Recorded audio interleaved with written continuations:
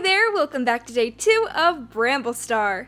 The scene that my sister Rachel's going to be drawing today is of a roasted kid on a stick. I mean, Fireheart making the very hard decision to save from the flames poor scared Bramblekit, Tigerclaw's son, and by doing so, sacrificing his dear friend Yellowfang. I'll read this scene to you now. It's on pages 248 through 252 of Rising Storm. Fireheart scrambled onto the ridge. "Wait!" he called to the fleeing cats. They stopped and turned to face him. Smoke stung Fireheart's eyes as he peered at his clanmates through the choking clouds. "Is any cat missing?" he demanded, scanning the faces. "Where are Halftail and Patchpelt?" Cloudpaw's voice rose in a terrified mew. Fireheart saw heads turning to look questioningly at one another, and Small Ear answered, "They're not with me."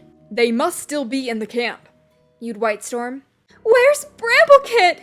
Goldenflower's desperate wail rose above the trees and the noises of the fire. "He was behind me when I was climbing the ravine." Fireheart's mind reeled. This meant that 3 of the clan were missing. "I'll find them," he promised. "It's too dangerous for you to stay here any longer. Whitestorm and Darkstripe, make sure the rest of the clan makes it to the river." "You can't go back down there," Sandstorm protested, forcing her way through the cats to stand beside him. Her green eyes searched his desperately. "I have to," Fireheart replied. "I'm coming too," Sandstorm told him. "No," called Whitestorm.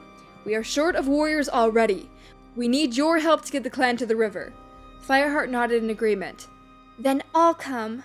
Fireheart stared in horror as Cinderpelt limped forward. "I'm no warrior," she mewed. "I'd be no use anyways if we met an enemy patrol."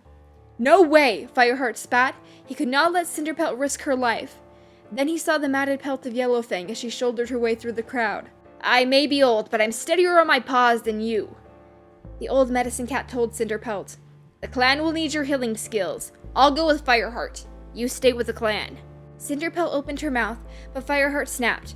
"There's no time to argue. Yellowfang will come with me. The rest of you head for the river." He turned before Cinderpelt could argue and began to pick his way back down the ravine into the smoke and heat below. Fireheart was terrified, but he forced himself to keep running when he reached the bottom of the ravine. He could hear Yellowfang gasping behind him. The smoke made every breath painful, even for his young lungs.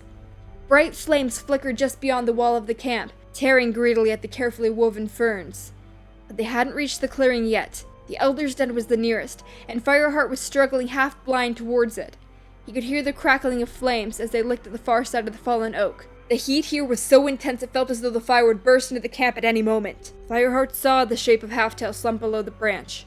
Patchpelt lay beside him, his jaws buried in Halftail's scruff, as though he'd been trying to drag his friend to safety when he collapsed. Fireheart stopped in dismay, but Yellowfang had already rushed past him and began dragging Halftail's body towards the camp entrance. "Don't just stand there," she growled through a mouthful of fur. "Help me get them out of here." Fireheart grasped Patchpelt in his jaws and pulled him across the smoke-filled clearing into the tunnel. He struggled not to cough as he tugged Patchpelt through the gorse, sharp spines clawing at the old cat's matted fur.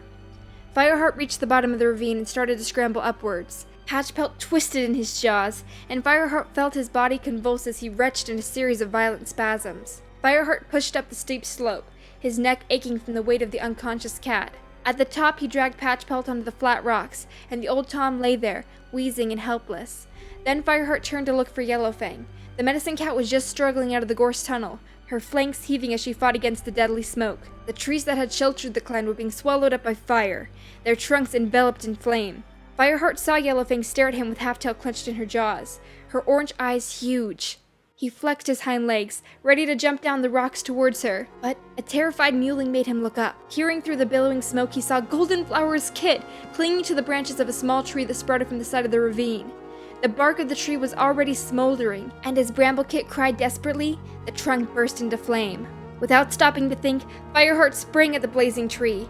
He dug his claws into the trunk above the flames and hauled himself up to the kit. Fire raced up the trunk behind him, licking at the bark as Fireheart reached forward, wobbling, lunging for the kit. Tiny Tom was clinging to the branch, his eyes tightly shut and his mouth wide open in a silent scream. Fireheart grabbed him in his jaws and almost lost balance as Bramblekit let go immediately and swung down into the thin air.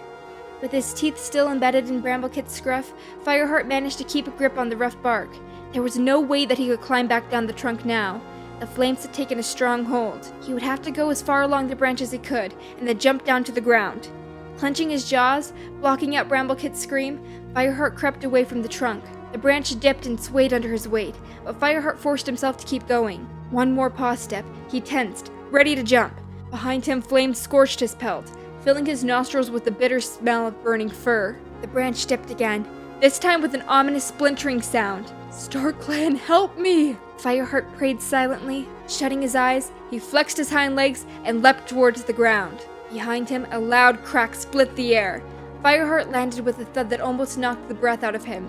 Scrambling to find a clawhold on the side of the ravine, he twisted his head around. To his horror, he saw that the fire had burned right through the trunk, sending the whole tree toppling onto the ravine. Alive with flame, the tree crashed away from the terrified cat, hiding the entrance to the camp behind a wall of burning branches. There was no way Fireheart could reach Yellowfang now. Goldenflower noticed that Bramblekit wasn't with them. Top-notch parenting skills right there. Don't leave the burning camp without your kits. She only has 2 of them. It wouldn't have been that hard to ask another cat to help her or to carry both herself. I wouldn't expect a kit younger than 6 moons to follow along and escape the chaos of a burning camp by themselves. So I don't really know what everyone was thinking with that. So Yellowfang and Fireheart go back for Halftail, Patchpelt, and Bramblekit. And when they arrive back in camp, Halftail has already passed out, and Patchpelt has collapsed too. But it is noted that he's still alive because he twitches when Fireheart pulls him out.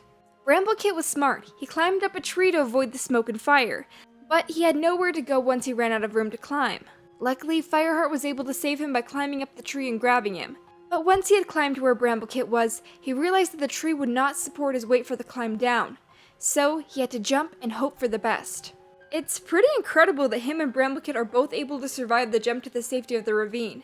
But everyone soon forgets the great jump, because moments later the tree trunk splits and sends the tree crashing down across the camp entrance, trapping Yellowfang and Halftail inside the burning camp. I love the way Rachel drew this scene with Yellowfang looking up with Halftail in her mouth, seeing what was about to happen, and not being able to do anything about it. I don't think Yellowfang would have had it happen any differently. If given a redo, I believe that she would have chosen to have Fireheart save Bramblekit's life over hers. I'd love to hear in the comment section down below about what you think about this dramatic scene from Bramblestar's life. How would things in the series have played out differently if this would have been the end of Bramblekit's story? He would have never been Firestar's apprentice. He would never have been there to help find the new territory for the clans. Never to be deputy or fall in love with Squirrelflight, or stop Hawkfrost and Tigerstar's plans. There's so much that he's contributed to in the story. So, let me know what you think down below. Well, I hope you enjoyed that video. Make sure to go and check out the video over on the side of my last speed paint. And click that subscribe button so you can always be notified when I make my next video. Alright guys, thank you all so much for tuning in. I'll see you soon with the next speed paint. Bye-bye!